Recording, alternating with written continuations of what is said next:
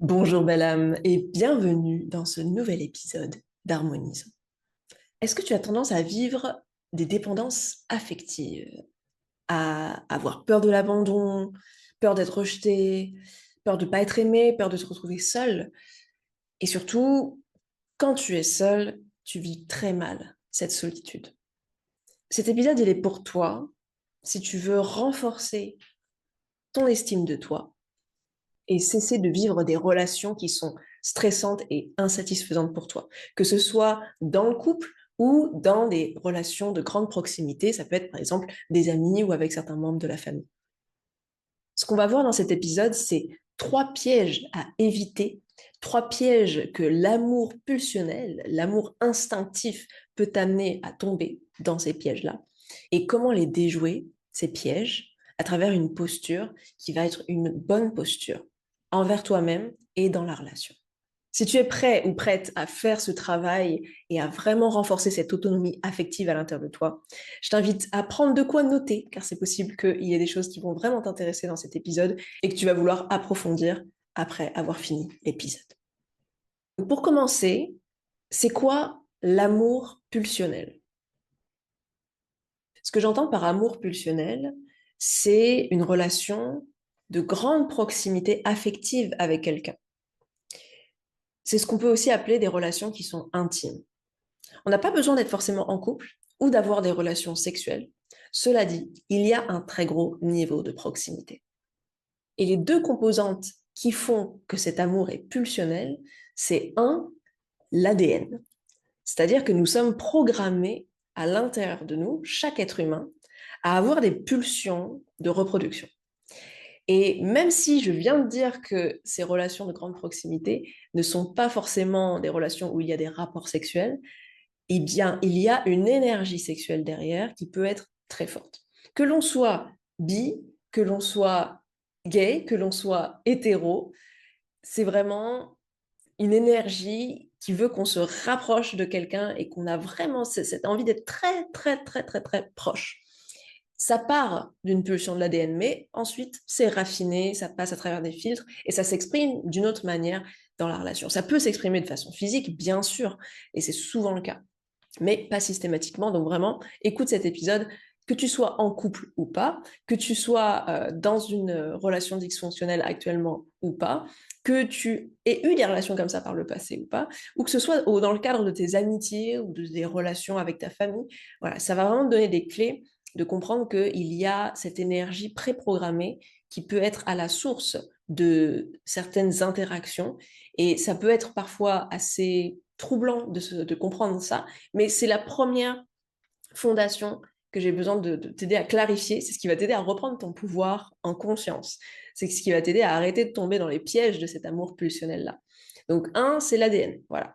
Il y a pas mal de choses qui sont super intéressantes sur ça. D'ailleurs, si jamais tu veux que je te fasse un épisode complet sur le sujet, comment est-ce que nos élans en reproduction sont à la source de beaucoup de comportements qui, voilà, qu'on rationalise après coup, mais qu'en réalité, c'est juste, voilà, c'est juste en lien avec le fait de se reproduire. Heureusement, l'humain ne se résume pas qu'à ça, mais si on ignore cet aspect-là, on tombe très vite sous son emprise. La deuxième fondation que j'ai besoin de te transmettre pour que tu puisses comprendre ma définition de l'amour pulsionnel, d'où ça part, c'est le conditionnement affectif que tu as eu en grandissant.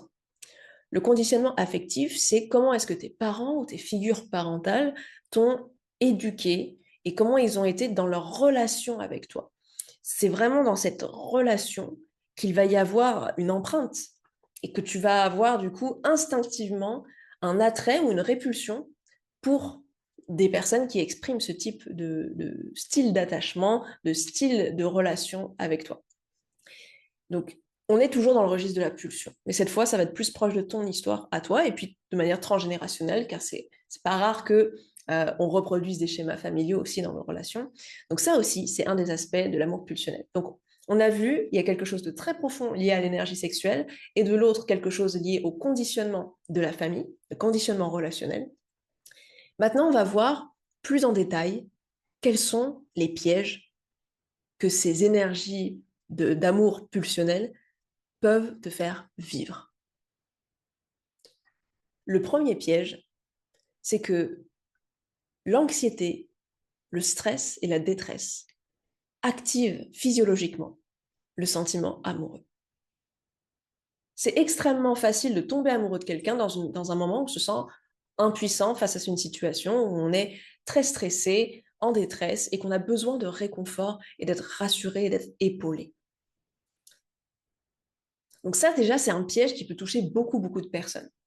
Et c'est vraiment à s'y méprendre, hein, parce que le sentiment amoureux, voilà, il est connu, il est surmédiatisé. C'est cette première étincelle qu'il y a quand on est attiré par quelqu'un, en fait. Mais cette attraction, elle est avant tout hormonale. C'est un échange d'énergie, un échange d'émotions qui sont présentes, d'odeurs, d'informations corporelles que l'autre nous envoie et auquel on répond aussi, et l'autre va répondre aussi à ce que nous, on aimait. Et en fait, ce sentiment-là, c'est que tu connais peut-être cet adage qui dit l'amour rend aveugle. Bon, bah, cet amour-là, cet amour physiologique, cet amour pulsionnel, effectivement, il est aveugle. Et notamment, là, dans ce cas-là, quand on parle de dépendance affective, ici, c'est de la propre détresse intérieure, ta propre anxiété, ta propre incapacité à pouvoir être en lien avec toi-même d'une manière qui soit nourrissante, qui fait que le sentiment amoureux peut s'activer beaucoup plus facilement face à une personne qui pourrait te donner de l'amour en retour, ou en tout cas, voilà, qui pourrait être un bon prétendant comme partenaire pour toi. Dans ces moments-là, tu pourrais surinterpréter certains signes d'appréciation d'une personne et te retrouver par exemple dans des cycles où tu vas être constamment insatisfaite parce que tu tombes amoureux de personnes qui finalement sont pas vraiment intéressées. C'est possible que ce soit le radar en fait de ton corps qui s'accroche au moindre petit signe désespérément parce qu'en fait au fond, ces sentiments amoureux, c'est juste une recherche pour faire descendre une pression qui est vécue intérieurement. C'est aussi ce qui peut te mettre dans des schémas où, en fait, c'est pas une mauvaise interprétation. Effectivement, tu as en face de toi quelqu'un qui est aussi intéressé, mais du coup, c'est purement romantique, purement émotionnel, et souvent ce type de relation s'avère être très désastreuse parce qu'aujourd'hui, c'est le modèle qui est représenté majoritairement. On fait beaucoup de relations qui sont uniquement romantiques et c'est une catastrophe parce que les couples, les partenariats de vie ne sont pas faits pour être purement émotionnels, en fait. On a besoin de se reposer aussi sur un mode de vie qu'on veut partager, des projets qu'on veut avoir ensemble, une vision du monde qui est cohérente, harmonieuse. Bref, c'est pas qu'une question d'émotion, le couple. Ça, c'est très important. Mais c'est pareil dans les amitiés. On peut avoir des coups de foudre amicaux. Cela dit, c'est pas pour autant que forcément ces relations vont être nourrissantes sur la durée pour toi. Donc, cet amour, ce sentiment amoureux, il peut vraiment rendre aveugle parce qu'il vient d'un espace d'insécurité profonde. Donc, si jamais toi, c'est ce qui t'arrive souvent, que tu remarques que, bah tiens, c'est marrant, les relations que tu te fais dans ta vie, de grande proximité, c'est souvent dans des moments où tu te sens extrêmement vulnérable, où tu te sens pas bien, où il y a du stress, de l'insécurité, de l'anxiété, de la détresse. Si c'est ton cas, attention, parce que ça part d'une racine qui est insécure. Et il y a des grandes chances que cette relation-là ne te convienne pas réellement.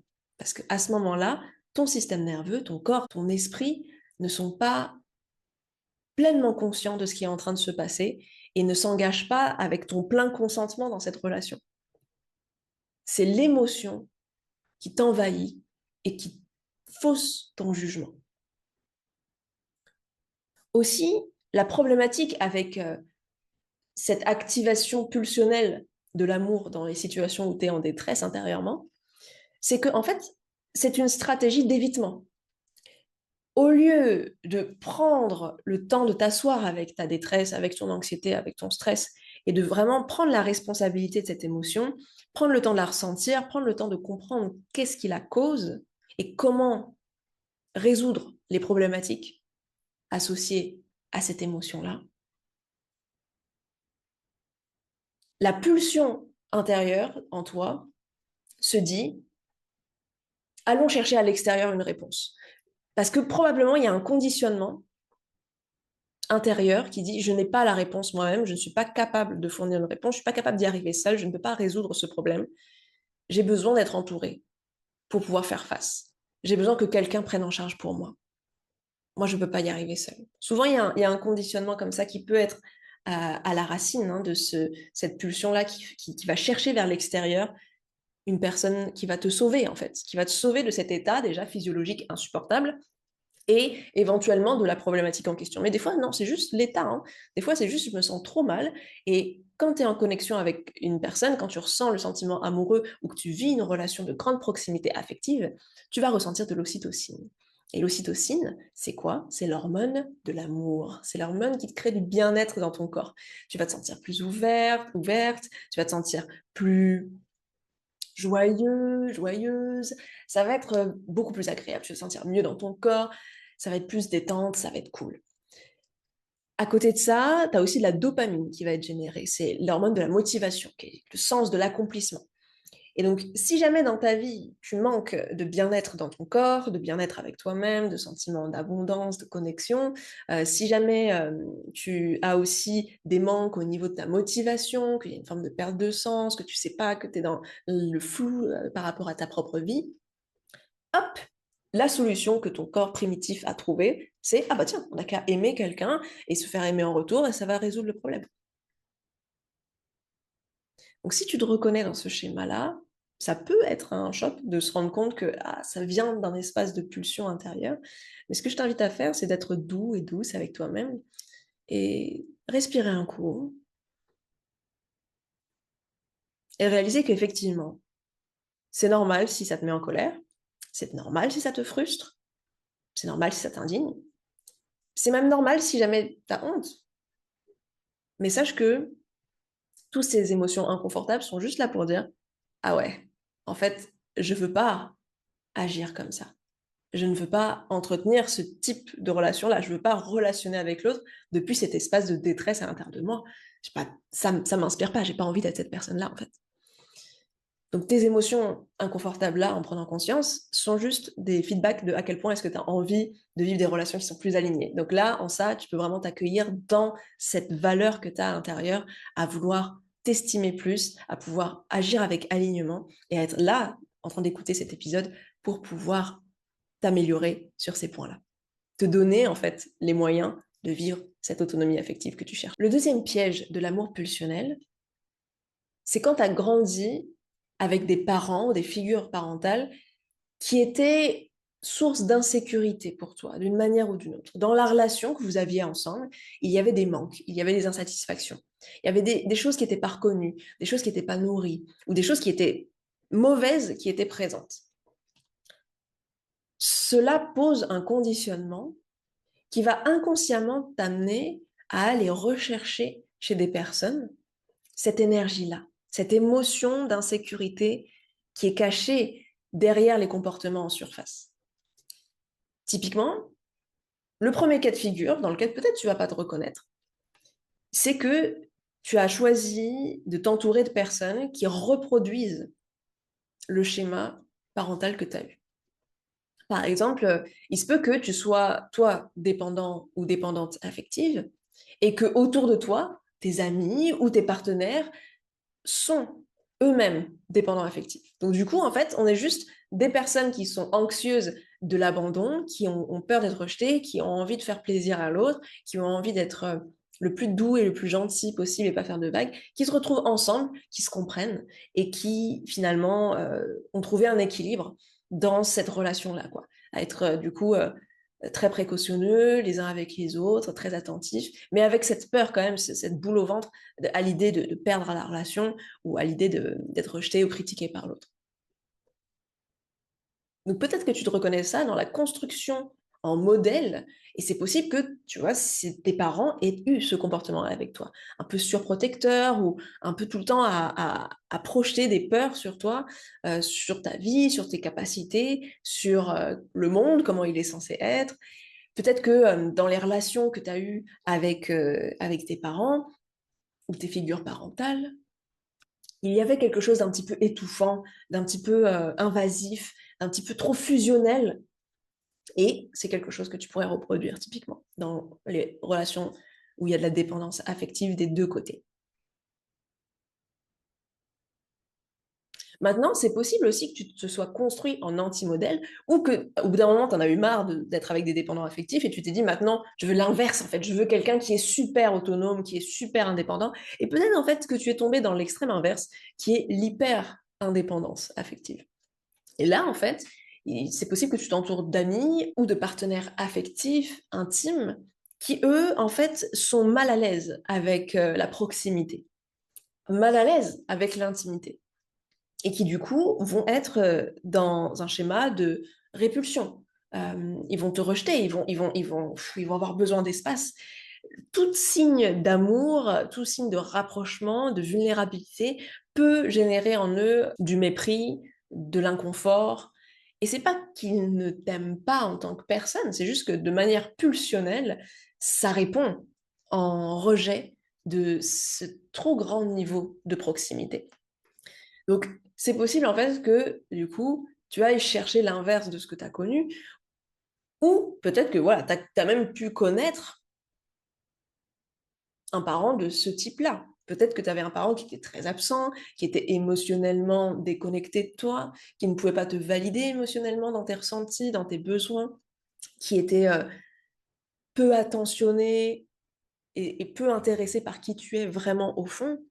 Et donc c'est possible qu'en fait, voilà, tu aies recherché le modèle copie conforme de ce type de personne en tant que partenaire. Et du coup, si ça c'était ton modèle, ton anti-modèle, ce serait de chercher quelqu'un qui est surattentionné, qui aurait peur de te perdre, qui serait tout le temps intéressé par toi et qui aurait du coup la boule au ventre à l'idée de te perdre, quoi. Donc vraiment, c'est en fonction de ce que tu as reçu, et possiblement tu as reçu les deux, tu as peut-être eu des parents qui avaient des comportements différents, et ça c'est du coup un attachement qui est désorganisé, ambivalent, donc ça fait que tu sais pas sur quel pied danser, quoi. Et c'est possible que tu trouves des partenaires qui soient eux aussi ambivalents.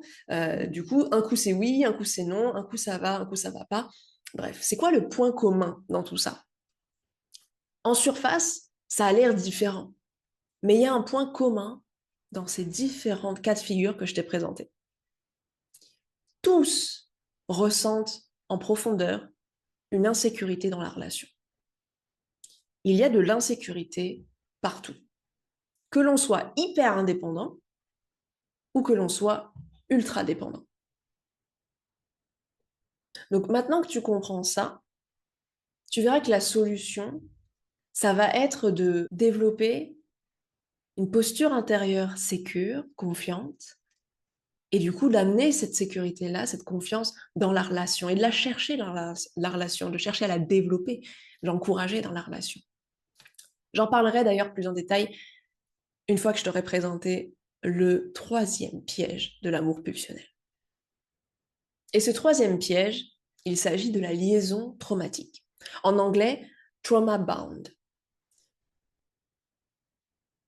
Il s'agit d'un phénomène où il y a une blessure à l'intérieur de toi, une blessure affective, et en face, tu as la personne qui a une réponse à ta blessure. Et cette réponse, c'est la même que celle que tu as connue lors de l'événement traumatique. Donc si là, je parle d'événement traumatique, ça peut être un conditionnement traumatique.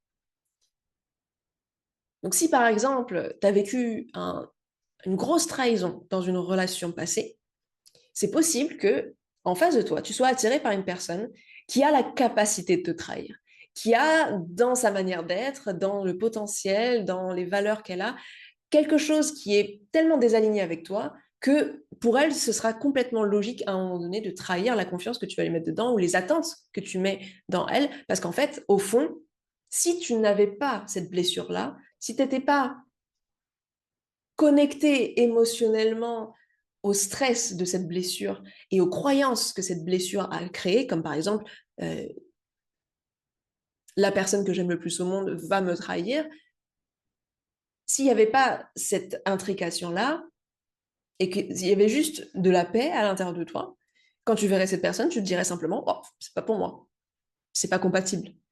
Moi, je sais ce que je veux dans ma relation, cette personne-là peut pas me l'offrir. Mais si tu as une blessure de trahison très forte, avec ces croyances-là derrière, de toute façon, je mérite pas d'être respectée. De toute façon, voilà, les personnes me trahissent, les personnes que j'aime me trahissent, avec cette émotion d'anxiété très forte. Là, en fait, tu perds tes capacités de confiance et tes capacités même cérébrales à pouvoir analyser la situation à tête reposée. En fait, là, c'est ton cœur qui parle, mais c'est ton cœur blessé.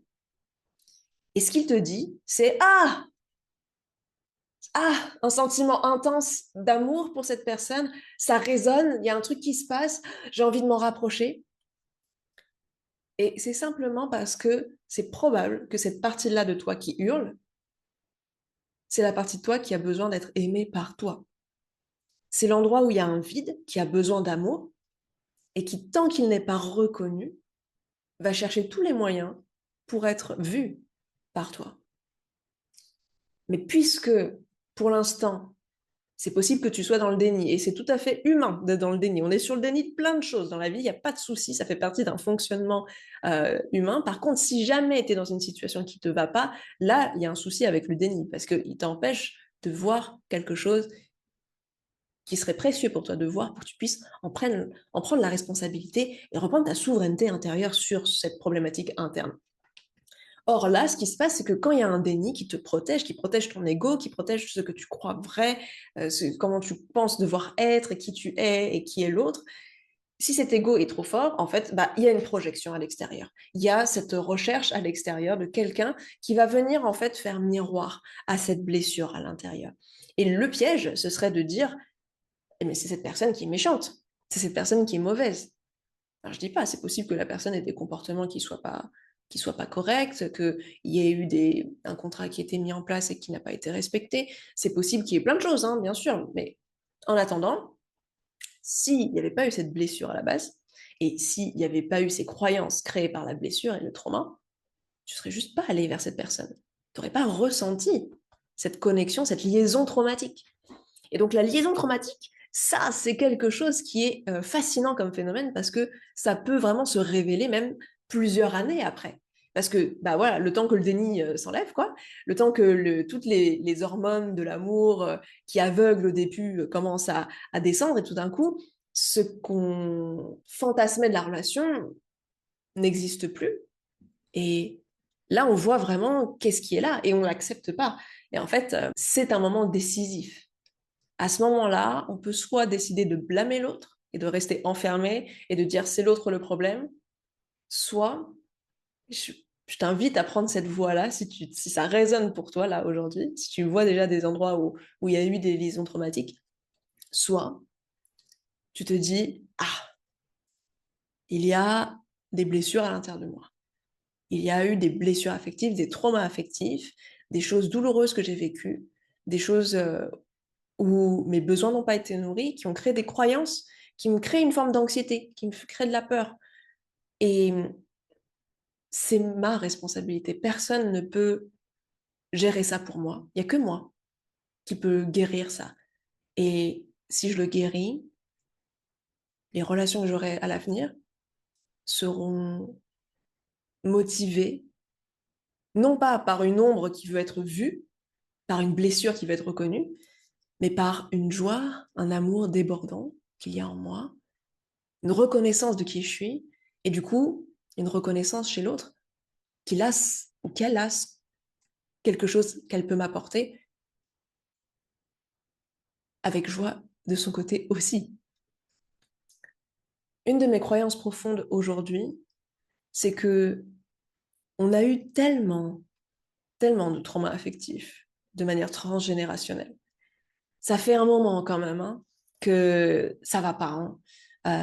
Que ce soit du côté des hommes, où il y a eu une très grande déconnexion émotionnelle, un très grand conditionnement à les couper de leur vulnérabilité, à les culpabiliser de ressentir des émotions, à leur faire ressentir de la honte à l'idée d'être vulnérable, d'avoir des sentiments. Et ça, c'est un gros conditionnement quand même qui dure depuis des générations et je vois merveilleusement de l'amélioration à cet endroit-là, des hommes qui commencent à s'ouvrir à leurs émotions, à les assumer et c'est magnifique parce qu'ils embrassent du coup cette dimension affective avec de la conscience et avec du respect pour eux et pour leurs partenaires. Et de l'autre côté, on a eu aussi un conditionnement de femmes qui ont appris à ne pas se respecter, qui ont appris que pour survivre, il fallait baisser ses exigences, demander l'autorisation à l'autre, notamment au mari ou au père de famille, demander l'approbation des gens pour pouvoir se réaliser et encore dans le périmètre qu'on leur autorise. Donc, ça fait que on a internalisé une forme d'impuissance et une non-légitimité à obtenir ce qu'on veut et avoir internalisé que c'est normal de ne pas obtenir ce qu'on veut. En fait, c'est que de toute façon, la société tout entière attend de nous que on prenne sur nous et qu'on subisse. Et là aussi, il y a de belles améliorations à ce niveau-là, et c'est important qu'on puisse vivre cette réappropriation de notre pouvoir avec un peu plus de maturité aujourd'hui, de se dire, mais en fait, l'histoire a fait qu'il y a eu ce conditionnement-là, et aujourd'hui, de plus en plus de personnes sont en train de refaire ce parcours de réappropriation de leurs besoins, de leurs désirs. Et là, j'ai fait une généralisation homme-femme. Mais en fait, c'est ces deux grosses problématiques dont je viens de te parler, le fait d'être coupé de ses émotions et le fait de ne pas se réaliser en étant à l'écoute de ce qu'on veut vraiment et de s'autoriser à être, on retrouve cette thématique quand même chez tout le monde. Hein. C'est quelque chose qui est présent chez beaucoup de personnes, peu importe le sexe, peu importe le genre. C'est simplement que aujourd'hui, on vit un niveau de vie inégalé. En termes de confort et de liberté mentale, de pouvoir se définir, d'avoir de la culture et de la matière pour pouvoir se poser des questions sur qu'est-ce qui nous ferait nous sentir épanouis. C'était il y a 2 générations de ça, complètement foufou, quoi, de l'idée même d'aller dans cette direction-là. Euh, j'ai un des enseignants en pratique spirituelle et bien-être qui, il y a quelques années, avait une 70aine d'années et qui racontait comment, quand il était dans sa vingtaine, il s'est mis à faire de la méditation et que tous les gens autour de lui ont cru qu'il était dans une secte. Voilà, là aujourd'hui, si tu ne fais pas de la méditation, tu es un loser limite. Donc, est-ce que tu vois comment en 2 générations, la société a changé? Il y a une accélération incroyable. Il y a quelque chose d'inégalé dans l'histoire de l'humanité aujourd'hui. Et moi qui ai l'habitude de travailler sur le transgénérationnel en tant que thérapeute, je vois comment, historiquement, ça n'a jamais été aussi rapide. Là, ce qui est en train de se passer. Et beaucoup de personnes encore sont impatientes et trouvent que ça va pas assez vite les changements, mais ayez de la compassion pour l'humain. Le corps humain n'est pas fait, le système nerveux n'est pas fait pour vivre des mises à jour aussi importantes. Donc forcément, il y a des choses très immatures, très pulsionnelles, très archaïques qui viennent, ou des conditionnements qui viennent des générations passées et dont on porte encore les stigmates. Et en fait, ce qui va faire avancer la société beaucoup plus vite et faire en sorte que affectivement et relationnellement, on sorte de ces schémas de rupture incessante, de relations insatisfaisantes, de dynamiques toxiques, de divorce, de séparation aussi courantes que à 50%. C'est quand même incroyable que voilà, la moitié des mariages soient des échecs relationnels et affectifs. Donc vraiment, si on veut changer cette situation, ma croyance profonde, c'est qu'on a besoin de revenir dans la responsabilité de ce que l'on porte en nous, dans nos programmations, dans nos pulsions, dans nos traumas. Et arrêter de se mettre en relation avec des personnes par liaison traumatique et commencer à vraiment faire le travail de guérison à l'intérieur. Et je dis ça, mais bien sûr, je vais forcer personne. Et je t'invite à ne surtout pas forcer et mettre la pression à qui que ce soit de faire ça. Mais toi qui écoutes cet épisode, toi qui es ici et qui veux faire le travail, mais bravo à toi, quoi. C'est grâce à toi, c'est en incarnant le changement toi que tu vas inspirer et montrer un modèle de ce qui est possible relationnellement. Et c'est en incarnant toi ce sentiment intérieur de confiance, de sécurité, d'alignement, de respect, d'amour pour toi, que tu vas trouver quelqu'un qui va t'aimer exactement pour qui tu es quand tu t'aimes, quelqu'un qui te respecte quand tu t'estimes, quelqu'un qui t'encourage quand tu as confiance, pas quelqu'un qui est à l'aise quand tu souffres, pas quelqu'un qui a peur de te perdre parce qu'il ou elle ne sait pas être seul. En fait, on est interdépendant. Donc oui, on a besoin, mais on n'a pas besoin de se perdre soi-même et de se maintenir dans une détresse intérieure en faisant le déni que la relation qu'on a, c'est juste une béquille pour essayer d'alléger ce sentiment inconfortable qu'on a. La personne en face mérite mieux que d'être une béquille, et toi, tu mérites mieux que d'être une béquille aussi. Enlevons les béquilles, enlevons les petites roues du vélo, et commençons à être soi-même le vélo, un vélo adulte.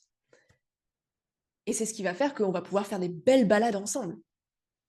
Que personne n'a besoin de se diminuer pour être avec l'autre, ni de s'agrandir et de paraître génial pour se sentir respecté par l'autre. Soyons juste entiers, complets, et exprimons qui nous sommes vraiment, en dehors des blessures, cette part de nous confiante. Et comment on va faire ça? Eh ben, je te cache pas, belle âme, que ça va être du taf. Il va y avoir du travail. Mais c'est un travail vraiment joyeux. C'est le genre de mal que tu te donnes qui vaut vraiment la peine derrière d'avoir fait les efforts. Parce que les bénéfices reviennent par mille. Ce que tu gagnes derrière est inestimable. Donc, je vais te donner des grands éléments de ce à quoi ça ressemble une posture sécure dans une relation sécure. Et sache que pour cultiver ça, c'est de la thérapie, notamment de la thérapie qui est trauma informée, hein, parce que c'est pas en parlant avec la tête que tu vas sortir de l'amour pulsionnel, ça va vraiment de travailler dans le corps, de permettre à ton système nerveux de se réguler, de vraiment guérir de la partie émotionnelle en fait, qui est en réaction, mais aussi de faire le travail de croyance, de changement de croyance. Donc tout un travail de reconstruction de soi en étant confiant, se focalisant sur la confiance, l'amour et le respect de soi. Aussi, il n'y a pas que la thérapie, il y a aussi l'éducation personnelle. Le fait de vraiment chercher à te cultiver sur ce que c'est que les relations confiantes, comment être plus confiant, d'aller chercher des points plus spécifiques sur lesquels tu as besoin de travailler et que je vais te lister là dans quelques instants. Et en te listant tout ça, tu pourras noter, je t'invite vraiment à mettre sur pause si besoin et noter, ah ouais, ça, c'est un besoin chez moi. Là, ici, c'est pas assez développé. Et aujourd'hui, c'est magnifique. Tu as déjà plein de ressources qui sont gratuites à disposition, que ce soit des articles sur Internet, que ce soit sur YouTube, dans des podcasts. Tu as déjà beaucoup d'informations qui sont délivrées de manière gratuite. Maintenant, mon avis, c'est que parfois, on gagne du temps à aller direct sur du payant parce que ce qui a été créé pour être vendu est souvent plus organisé pour que tu reçoives une plus grande valeur en termes de rapport, temps investi et résultats obtenus. Donc typiquement, lire un livre peut t'apporter plus qu'un article. Prendre une formation avec un professionnel spécialisé peut te faire gagner beaucoup plus de temps que lire un livre et te permettre de comprendre des choses beaucoup plus profondément. Tu peux faire appel aussi à un formateur coach qui va non seulement te transmettre les connaissances, mais t'aider à implémenter les connaissances, comme moi je le fais par exemple.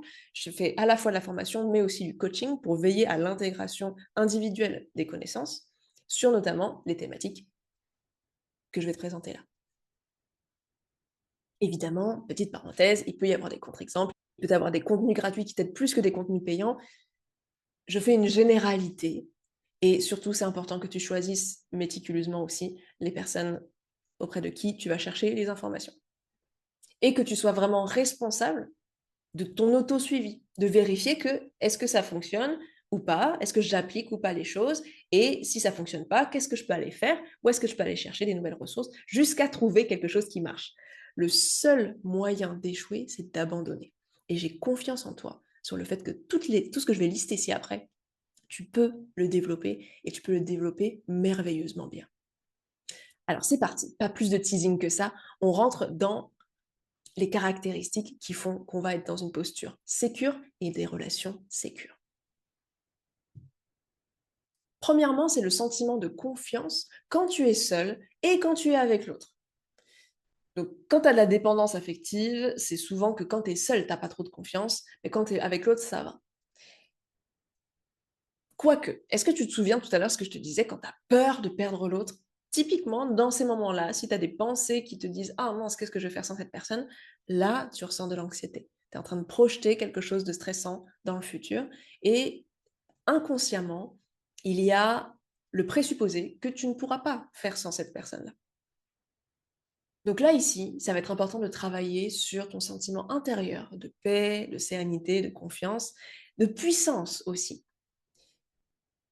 Toute la deuxième saison de Harmonisons sera sur la puissance. Et j'ai très très hâte de commencer cette saison avec toi très prochainement. Et ce sentiment-là, il est vraiment sous-coté. Il est même très peu connu. La puissance, c'est connecter à ta capacité à gérer les situations, à te sentir déterminé, à être focus, à être inarrêtable, inébranlable, indétrônable. C'est vachement lié à ton estime de toi, mais pas qu'une estime mentale, une estime corporelle, quelque chose que tu ressens dans ton corps. Et c'est quelque chose qui se développe et qui s'expérimente. Tu as besoin de reprogrammer ton corps, de rééduquer ton corps à découvrir cette sensation-là. C'est ce qui va t'enlever ce stress et c'est aussi quelque chose qui va t'enlever cette tendance à fusionner avec l'autre. Cette fusion, c'est un manque de limites, une manque de délimitation personnelle et du coup une plus difficile capacité à vraiment savoir ce qui t'appartient, comment tu penses, qui tu es, de quoi tu as besoin, qu'est-ce que toi tu ressens et de séparer ça de ce qui appartient à l'autre. Et ça, c'est un deuxième critère d'une posture confiante et dans une relation sécure. C'est que tu as des limites saines avec l'autre. Et la limite, souvent, on voit comme quelque chose qui sépare, qui rejette, alors qu'en fait, ici, la limite, imagine-le comme c'est quelque chose qui te délimite, qui t'encadre. Et qu'est-ce qui t'encadre? Bah, c'est le sens de toi, ce que tu aimes, ce que tu veux, ce que tu ne veux pas, ce que tu n'aimes pas, ce que tu ressens, et ta capacité à être gestionnaire de ça. C'est toi qui prends la responsabilité, en fait. Et ta capacité à être responsable de tout ce qui se passe dans le territoire du toi. Il y a des frontières, car l'autre en face a son propre territoire de lui. Et vous avez des parcelles que vous partagez ensemble et qui donnent un troisième territoire, le territoire de la relation. Mais ton territoire à toi et le territoire de la personne en face sont normalement inaltérables. Chacun doit avoir des frontières qui sont précises. Et chacun est le roi, la reine de son propre territoire, de son propre royaume. La relation, c'est comme un troisième corps. C'est un espace où vous pouvez vous retrouver dans votre pleine entièreté avec l'autre. Et évidemment, il va y avoir des choses qui vont s'exprimer plus dans cette relation et d'autres un peu moins. Mais tu ne vas pas abandonner des parties de toi pour permettre à l'autre de rentrer dans ta vie. Et vice-versa. Tu ne vas pas aller empiéter sur le territoire de l'autre pour te sentir plus proche ou rassuré par son comportement, par sa manière d'être. Si tu fais ça, c'est que tu n'aimes pas vraiment telle qu'elle est la personne. Si tu as besoin qu'elle change quelque chose, qu'elle se moule sur toi, alors que de base, c'est pas le cas. Et de la même manière, la personne n'a pas non plus à attendre de toi que tu changes profondément dans qui tu es, ta nature, pour être avec elle.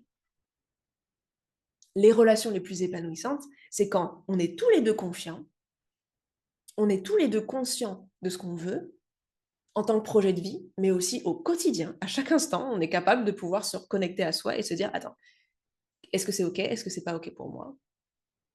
Et c'est comme ça qu'on va démarrer une relation sur des très bons termes et qu'on va pouvoir la développer sur des très bonnes fondations. Ce qui nous emmène à un troisième critère d'une posture sécure et des relations sécures, c'est le fait d'avoir le sens de sa propre valeur et de la valeur de l'autre. Le problème quand on est dans des relations fusionnelles, de dépendance, etc., c'est qu'en fait, on a l'impression que soi-même n'existe pas sans l'autre. Ça, c'est très dommageable. Parce que du coup, on va exercer une pression trop importante sur l'autre. Parce qu'il y a cette dépendance à son existence pour que nous, quelque part, on puisse exister. Ça, c'est pas OK. De l'autre côté, souvent, le fait de s'amoindrir à ce point-là peut faire que, après avoir mis l'autre sur un piédestal, tout d'un coup, on le mette plus bas de terre. Et qu'on se dise, en fait, cette personne, elle est méchante, elle est nulle, elle m'aime pas. Et en fait, elle veut pas mon bien. Et commencer à partir dans des scénarios comme ça. Donc, en fait, on n'a pas un sens très clair de la valeur de l'autre. Parce que quand on est dans l'amour pulsionnel, c'est nos émotions qui portent les lunettes. C'est pas notre conscience complète. Donc, on n'arrive pas à analyser correctement ce qui se passe et à voir la personne telle qu'elle est. Et on est d'accord, la personne, elle mérite d'être vue telle qu'elle est. Peu importe ce que tu vois, même si tu n'aimes pas ce que tu vois, au moins tu la vois. Et pareil pour toi, en fait. C'est souvent un miroir, hein, comme je t'avais dit précédemment, dans les pièges de l'amour pulsionnel. Souvent, ce qui se passe, c'est qu'en fait, on ne voit pas l'autre tel qu'il est. Mais aussi parce que nous-mêmes, on ne se voit pas tel qu'on est, on ne s'autorise pas à exister tel qu'on est, et on ne croit pas qu'on peut être aimé tel qu'on est. Donc, le taf, c'est d'abord soi-même de régler ça, de retrouver de la valeur pour soi, de s'aimer tel qu'on est, de se reconnaître, de s'accepter, force et faiblesse, c'est ok, c'est humain. Hein. Il n'y a pas de perfection sur Terre, ça n'existe pas. Donc on est des êtres humains, on a des forces, des faiblesses, et souvent les faiblesses de nos forces.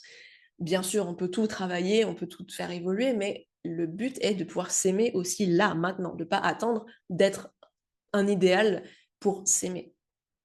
Il n'y a que comme ça qu'on guérit les traumas affectifs. Il n'y a que par l'amour inconditionnel de toi-même.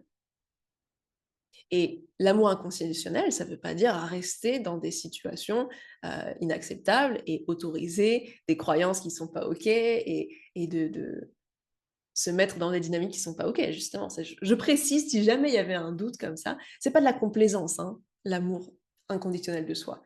C'est pouvoir se voir complètement et s'accompagner et s'encourager dans ce qu'il y a le meilleur en nous, tout en étant compassionné avec les parts de nous qui sont moins lumineuses, et c'est ok, quoi. Et pour te dire, je l'ai vécu, ça. Je pensais que ça allait être quelqu'un qui était capable de vraiment avoir un amour pour les autres qui était très grand.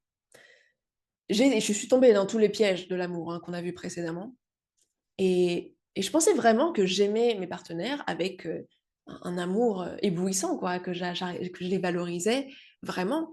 Mais en fait, en réalité, j'étais limitée par le propre manque d'amour et de valorisation que j'avais pour moi.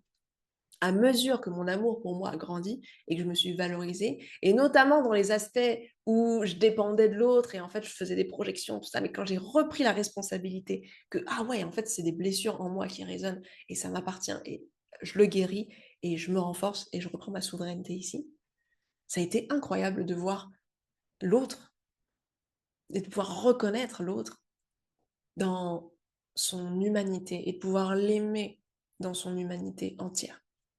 Force, faiblesse, et d'avoir cette paix et cette sérénité qu'on a vue précédemment, qui permettent d'apprécier ça avec détachement, tout en ayant beaucoup, beaucoup et simplicité. Ok, il nous reste 3 critères de cette posture sécure, ces relations sécures. Le 4e critère, bon, c'est l'interdépendance. Ça, je pense que ça ne te surprend pas. L'interdépendance, c'est pas la dépendance et c'est pas l'hyper-indépendance. L'interdépendance, c'est savoir que bah, voilà, chacun est responsable de son territoire, de son propre royaume intérieur, mais que dans le cadre de la relation, on a aussi des responsabilités vis-à-vis de l'autre. Et on va honorer ces responsabilités. Ce sera probablement pas parfait, mais on fera ce qu'on peut. Et si on n'y arrive pas, on aura trouvé comment gérer ces moments-là pour s'encourager et continuer à agir comme une équipe. Parce que l'amour mature, il fait équipe avec l'autre. Il n'utilise pas l'autre comme une béquille, mais on peut tout à fait se soutenir. On va s'encourager à se renforcer. On ne va pas se laisser être dans un état de détresse et autoriser que l'autre se complaise dans sa détresse, même si cette complaisance, elle est inconsciente. On ne va pas accepter que l'autre veuille être sauvé. On va lui dire, mais sauve-toi toi-même. Et je vais t'aider à ce que tu te sauves toi-même. Qu'est-ce que je peux faire pour t'aider à te sauver toi-même?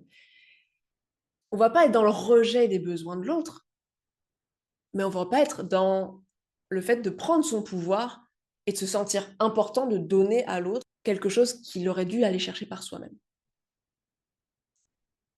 Et je fais vraiment cette distinction-là sur des choses profondes au niveau du territoire. Hein. Tout à l'heure, je te disais, il y a le territoire de la relation, et après, tu as le territoire vraiment individuel de chaque personne. Et là, c'est ce dont je parle, c'est ça.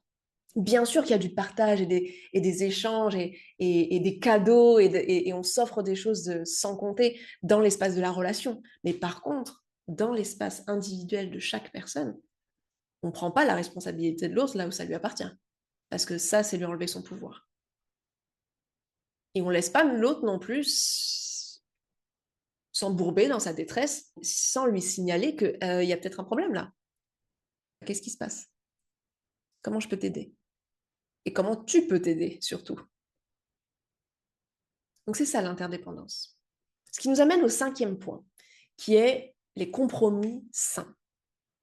C'est-à-dire qu'on a besoin dans la relation de prendre en compte les besoins de chacun. Mais chacun est responsable de clarifier ses propres besoins et de l'amener sur la table. Et quand des fois c'est pas clair, bah on prend la responsabilité du fait que c'est pas clair et on dit à l'autre, écoute, là tout de suite je ne sais pas, est-ce que tu peux m'aider? Est-ce qu'on peut trouver une solution? Est-ce que tu as un conseil pour m'aider à clarifier? Parce que là je ne sais pas. Et une fois qu'on a chacun clarifié ce dont on avait besoin, on va pouvoir agir comme une équipe et on va pouvoir essayer de trouver des compromis qui sont sains, c'est-à-dire qui sont respectueux de chacun, où il y a un consentement entier, où il y a un oui complet chez chaque personne. On ne va pas se satisfaire d'un faux oui, d'un oui de people pleasing, hein, d'un oui de si je te dis non, j'ai peur que tu le prennes mal. Ce n'est pas une posture sécure, ça. Une posture sécure, une posture confiante, c'est de pouvoir dire oh oui, super, ou alors non, ça ne me va pas tel que c'est. Est-ce qu'on peut renégocier? Tout en prenant vraiment, et ça c'est fondamental, la responsabilité de qu'est-ce que tu as besoin pour que ce soit un oui. Parce que c'est pas à l'autre de deviner pour toi. Évidemment, on peut s'entraider, mais c'est important que tu en prennes l'entière responsabilité tout de même. Que tu ne lâches pas le temps que c'est pas clair pour toi. Et tant pis si ça va prendre plusieurs jours. C'est pas grave. On prend le temps. Souvent, il y a plein de choses qui sont dysfonctionnelles dans les relations parce qu'on ne prend pas le temps. Et tu sais, c'est complètement logique. Parce que quand on a un système nerveux plein de stress, qu'est-ce qu'on fait?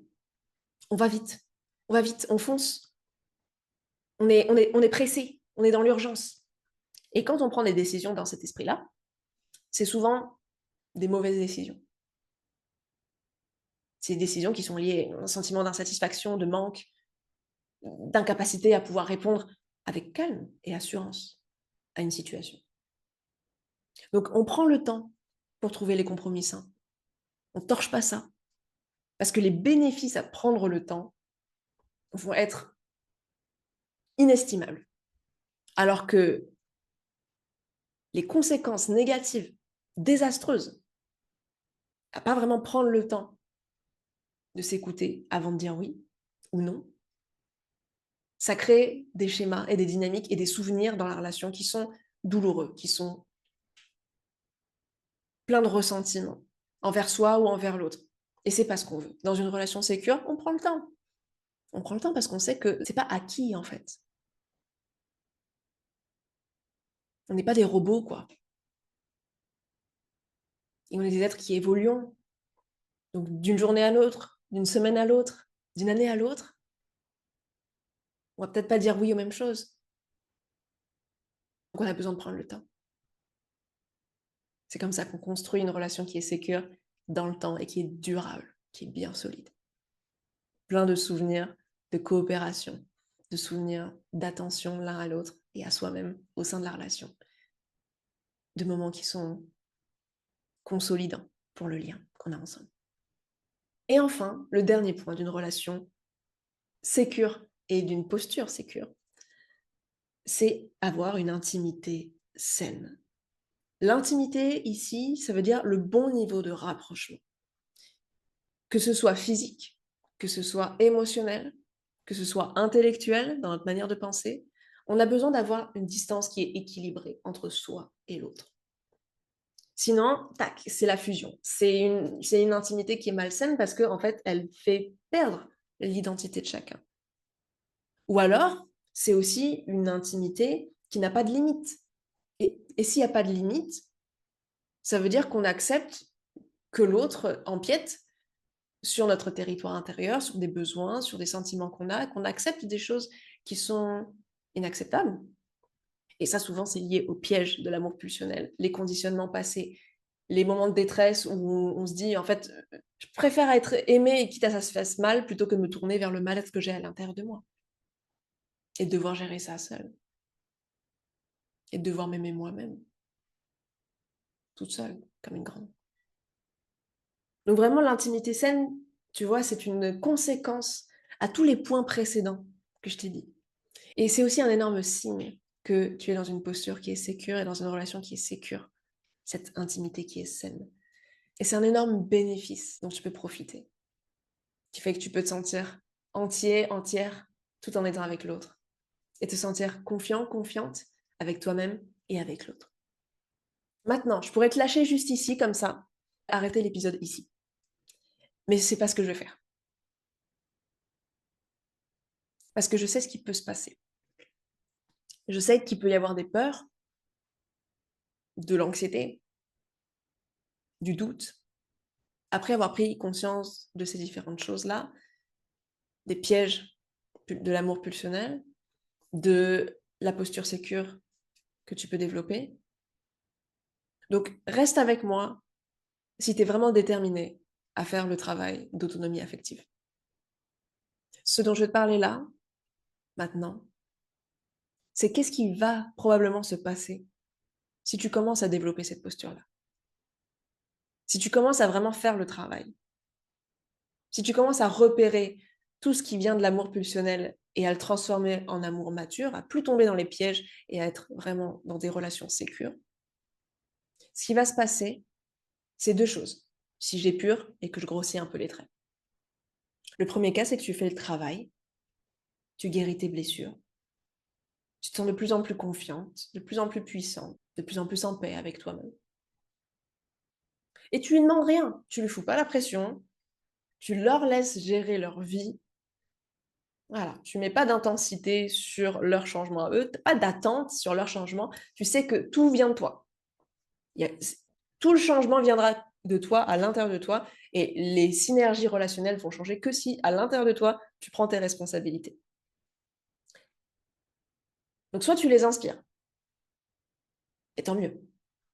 Ils vont décider de prendre leurs responsabilités, ils vont être envieux, envieuses de te voir aussi épanouie, ils vont se dire, ah, mais comment t'as fait? Moi aussi, j'ai envie de faire ça. Et ils vont développer, elles vont développer des stratégies aussi pour guérir leurs blessures, faire appel aux bonnes personnes, s'éduquer et devenir aussi quelqu'un qui est sécure et de créer des relations sécures avec les autres et avec toi aussi. Le deuxième cas de figure, c'est que la personne en face est dérangée par ton évolution. Et c'est possible que ce soit une de tes peurs à toi, que ça arrive, et qui pourrait t'empêcher de changer et qui pourrait faire que tu restes à alimenter de l'amour pulsionnel alors que ça ne fait pas de bien. Et qu'on l'a vu précédemment, que c'était pas respectueux pour l'autre non plus. Mais je sais que l'inconscient peut avoir très très peur. Dépendance affective, peur de l'abandon, peur de se retrouver seul. Qu'est-ce qui se passe si la personne me rejette? Oui, c'est une éventualité. Mais je vais t'expliquer ce qui va se passer si ça arrive. Qu'est-ce qui se passe pour que tu sois préparé au niveau de ton esprit? C'est que si il y a besoin de prendre de la distance, voire de rompre avec la personne, affectivement parlant, suite à tes changements, toi, parce que tu deviens de plus en plus confiante, c'est que pour elle, faire le travail n'est pas possible. Que elle n'a pas signé pour être avec quelqu'un de sécure. Elle a signé pour être avec quelqu'un d'insécure. Qui accepte que elle se diminue ou qu'elle prenne le dessus sur l'autre. Elle n'a pas signé pour une relation d'égal à égal où chacun se respecte et chacun peut partager son authenticité, sa complétude avec confiance et responsabilité. Elle n'est pas prête pour ça et elle a le droit de ne pas l'être. Donc c'est pas toi que la personne rejette, c'est ce que tu lui proposes comme relation. Elle, elle veut peut-être garder ses failles, ses blessures, ses fonctionnements pulsionnels. Ok, toi comme moi, on va se dire c'est pas idéal, on lui souhaite qu'elle puisse se retirer ça, mais la personne est libre. Et si on veut faire preuve d'un amour mature, on a besoin de commencer par l'aimer telle qu'elle est Et si, au cours de sa vie, jamais elle veut changer, on va l'aimer de loin. On va l'aimer de loin et on va lui souhaiter le meilleur. Mais toi, tu ne pourras pas rester en proximité de cette personne-là parce que tu ne pourras pas vivre ta relation sécure avec elle. Parce que pour vivre une relation sécure, il faut être deux. Avoir une posture sécure, tu peux l'avoir quoi qu'il arrive, d'accord? Mais pour une relation dans le temps, c'est une synergie, c'est un travail d'équipe. Si toi, tu veux aller dans cette direction, tu as tel objectif, mais que l'autre a une autre direction, un autre objectif, ça ne va pas le faire. C'est pas compatible. Vous ne recherchez pas la même chose. Et c'est pas dramatique. Ça arrive. Donc ouais, c'est chiant. Et ça pique. De se séparer ou de s'éloigner affectivement quand on a vécu beaucoup de choses ensemble, quand on a beaucoup investi dans la relation. Et tout le monde serait déçu et triste de devoir mettre fin à la relation de proximité comme ça. C'est complètement humain d'être déçu et triste. Mais regarder la fin de cette relation comme un échec serait une erreur. Parce qu'en fait, s'arrêter sur un sentiment d'échec n'a jamais été d'aucun réconfort dans la vie. Certes, c'est inconfortable qu'une relation se termine ou change de modalité comme on l'a connu. Ok. Mais c'est un mal pour un bien. En fait, vous méritez tous les deux d'être avec la personne avec qui vous voulez être. Et non pas essayer d'être pour l'autre ce qu'il, elle voudrait que tu sois, ni que toi, tu veuilles qu'elle devienne quelqu'un qu'il n'est pas ou qu'elle n'est pas. Ça, c'est pas de l'amour. C'est un déni de réalité. Et c'est reprocher à l'autre d'être libre et d'agir selon sa volonté. Donc en réalité, cesser la relation ou s'éloigner affectivement, c'est une réussite. C'est faire preuve de conscience, de courage et de responsabilité face au réel. C'est un acte d'amour mature, un amour qui œuvre pour le meilleur pour chacun. Et ça, c'est le meilleur réconfort que tu puisses obtenir si la relation se termine ou que vous vous éloignez. Car c'est pour le meilleur pour chacun d'entre vous. Et si même en sachant cela, tu as encore peur, déjà, bon, tu ne sais pas si ça va arriver ou non. Hein. C'est pas sûr que ce soit ce deuxième cas de figure. Ça peut très bien être le premier cas de figure où la personne est inspirée. De toute façon, tu n'as pas le pouvoir sur ce qui va arriver ou non, ça appartient à l'autre. Tu n'as que le pouvoir sur toi, faire le taf. Est-ce que tu as envie de le faire ou pas?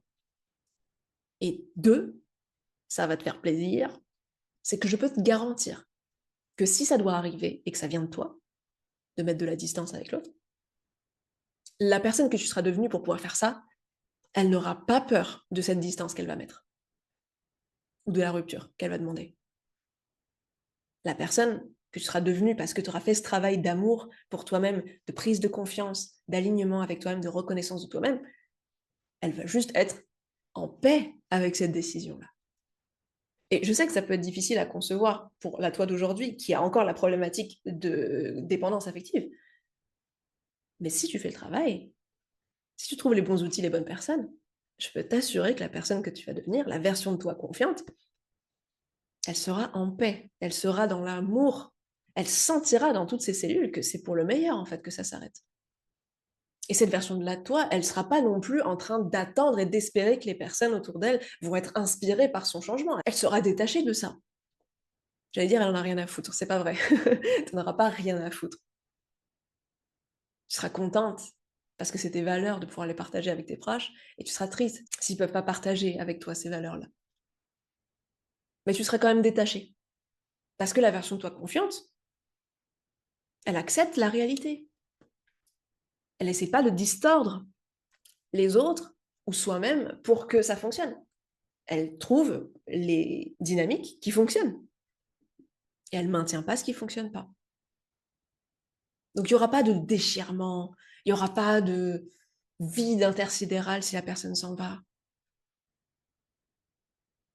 Il y aura de la gratitude pour ce qu'elle t'a amené dans ta vie et de la gratitude pour cette décision qui est la meilleure pour chacun. Chacun a sa bonne place et va vivre ce qu'il ou elle a envie de vivre. Et peut-être que tu penseras à moi le jour où tu y seras, que tu ressentiras, peu importe que les personnes autour de toi soient inspirées ou qu'il y ait un éloignement qui soit nécessaire, peut-être que tu auras une pensée pour moi quand tu sentiras dans ton cœur qu'il n'y a que de la paix qui est là, au fond, et un grand plein d'amour et de respect pour toi-même. Voilà, belle âme. Maintenant, l'épisode est terminé. Donc, on a vu ce qu'était l'amour pulsionnel et les 3 pièges dans lesquels je t'invite à ne plus tomber.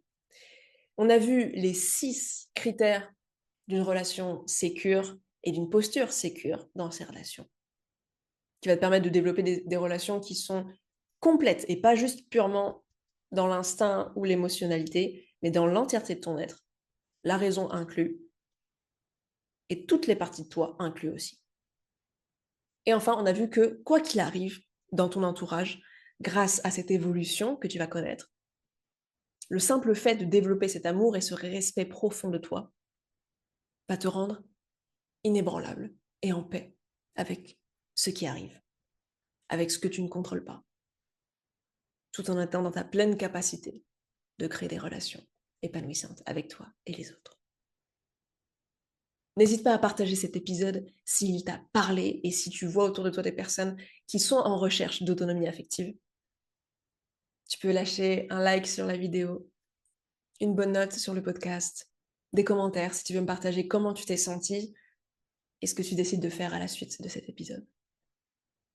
Et moi, je t'envoie un maximum d'amour et de courage à toi pour ce beau chemin d'autonomie. Et j'ai très très confiance dans la toi confiant et confiante qui va se développer de plus en plus. Dernière chose, si tu veux suivre mes actualités et avoir plus d'infos sur le programme Puissance qui va sortir dans quelques temps, je t'invite à t'abonner sur mon compte Instagram. Je te mets le lien dans la description où tu peux taper dans ta barre de recherche Instagram Céline-Harmonisons. Je te dis à bientôt dans un prochain épisode. Prends soin de toi, belle âme.